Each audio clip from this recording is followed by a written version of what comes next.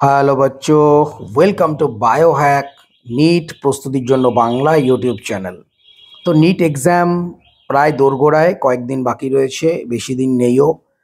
এই সময় কিন্তু প্রত্যেকের একটা টেনশন ফেজের মধ্যে দিয়ে যাবে।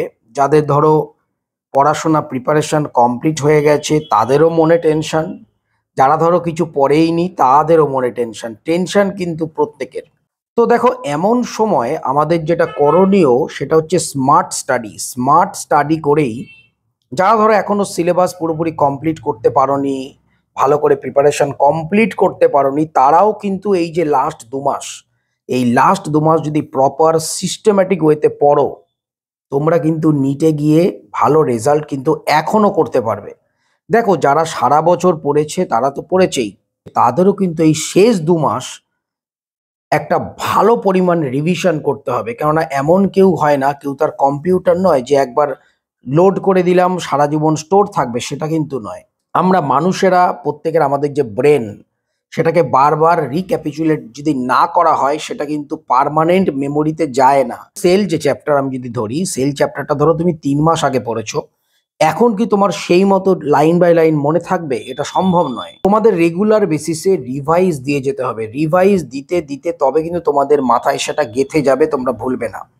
তো যারা আগে পড়েছো, সারা বছর ধরে পড়ছো, তাদেরও যেমন ভালো করে রিভিশন দিতে হবে, তেমনি যারা এখনো ধরো তেমন কিছু পড়েই উঠতে পারোনি, তাদেরও কিন্তু নতুন করে পড়তে হবে এবং রিভিশন দিতে হবে।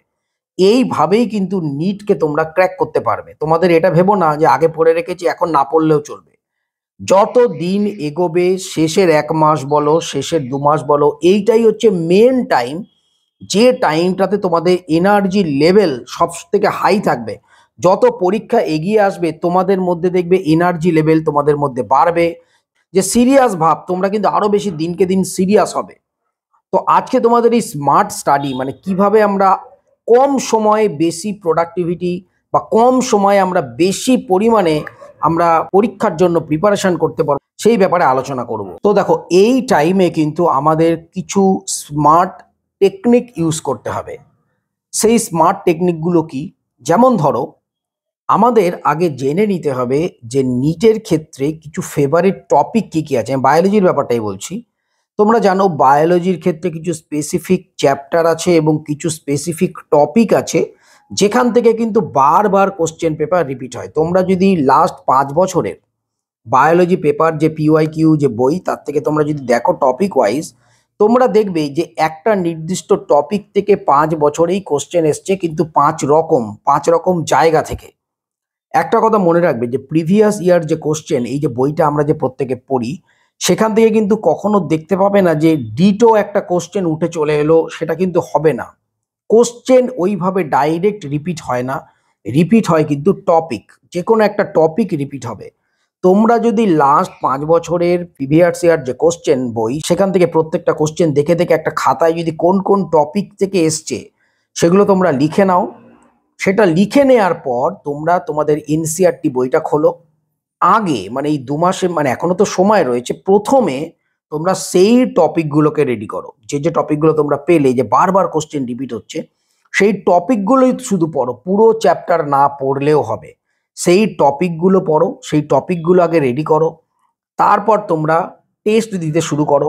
টেস্ট যখন দেবে, ভালো কোনো টেস্ট সিরিজ, আমি আগেই ভিডিও করে তোমাদের বলেছি, ভালো কোনো টেস্ট সিরিজ যখন টেস্ট দেবে, সেই টেস্ট দিতে দিতে যে কোশ্চেনগুলো তোমরা আটকাবে, যে যে জায়গাগুলো আটকাবে, যে যে টপিকগুলোকে আটকাবে, সেই টপিকগুলো আবার এনসিইআরটি থেকে পড়ো।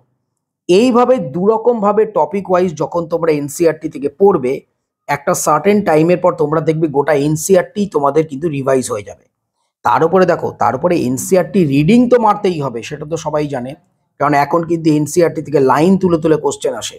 তো রিডিং তো মারতেই হবে, কিন্তু সবার আগে একটা নির্দিষ্ট অ্যামাউন্টের স্কোর তোমরা আগে রেডি করে নাও, একটা নির্দিষ্ট লেভেলে আগে পৌঁছে নাও, তারপর তোমরা স্কোরটাকে বাড়ানোর চেষ্টা করবে। তো আমাদের যে প্রিভিয়াস ইয়ার যে কোশ্চেন রয়েছে, সেখান থেকে গুরুত্বপূর্ণ টপিক, শুধু বায়োলজির নয়, ফিজিক্স কেমিস্ট্রিরও গুরুত্বপূর্ণ টপিকগুলো খাতায় লেখো। সেই খাতায় লেখা টপিকগুলো এনসিইআরটি থেকে ডিটেলে পড়ো, এবং সেই সেই টপিকের ওপর যে কোশ্চেন ব্যাংক, মানে প্রিভিয়াস ইয়ার্স নয়, নর্মাল যে কোশ্চেন ব্যাংক, সেখান থেকেও কোশ্চেন প্র্যাকটিস করো। প্রথমে এই জিনিসটা করো প্রথম 1 মাস। এইটা করতে করতে কিন্তু তোমরা দেখবে একটা নির্দিষ্ট প্রিপারেশন তোমাদের কিন্তু পুরোপুরি কমপ্লিট হয়ে যাবে। এখন এই প্রথম থেকে বই খুলে লাস্ট প্রথম লাইন থেকে শেষ লাইন অবধি যদি পড়ো, তাহলে কিন্তু মাথায় কিচ্ছু ঢুকবে না। এখন যেটা টাইম, এখন কিন্তু হাই টাইম, শুধুমাত্র কোশ্চেন প্র্যাকটিস করতে হবে। এনসিআরটি শুধু রিডিং মারতে হবে, বোঝাবুঝির ব্যাপার নেই। প্রিভিয়াস ইয়ারকে হাতিয়ার করে তোমরা কিন্তু মেন যে টপিক কোনগুলো রিপিট হচ্ছে বারবার, ইম্পর্টেন্ট টপিক, সেগুলো জানতে পারবে। সেইগুলো রেডি করে নাও, কোশ্চেন রেডি করে নাও। তোমরা তারপর যখন তোমরা পরীক্ষা দিতে বসবে, তোমরা দেখবে প্রত্যেক কটা কোশ্চেন মনে হবে জানা। শুধুমাত্র গরু গাধার মতো কন্টিনিউ যদি খেটে যাও, নিট কিন্তু ক্র্যাক করতে পারবে না। এখন অত টাইমই নেই। লাস্ট 2 মাস কিন্তু বিভৎস গুরুত্বপূর্ণ। লাস্ট 2 মাস হচ্ছে মেন, যে টাইমে তোমাদের প্রোডাক্টিভিটি বলো, তোমাদের এনার্জি বলো, তোমরা যে সিরিয়াস ভাব, যেটা তোমাদের সব থেকে হাই থাকবে। তো এই টাইমেই কিন্তু তোমাদের নাম্বার ইনক্রিজ হবে। এই ব্যাপারটা তোমরা প্রত্যেকে মাথায় রাখো। স্মার্ট স্টাডি করে যাও, ভালো করে পড়াশোনা করে যাও, ভয়ভীতি মন থেকে বাদ দাও, কোনো রকম সেকেন্ড থট মন থেকে বাদ দাও। আমি গ্যারান্টি বলছি, নিট 2025-এ ভালো রেজাল্ট করতে পারবেই পারবে। আজ এ পর্যন্তই, টাটা।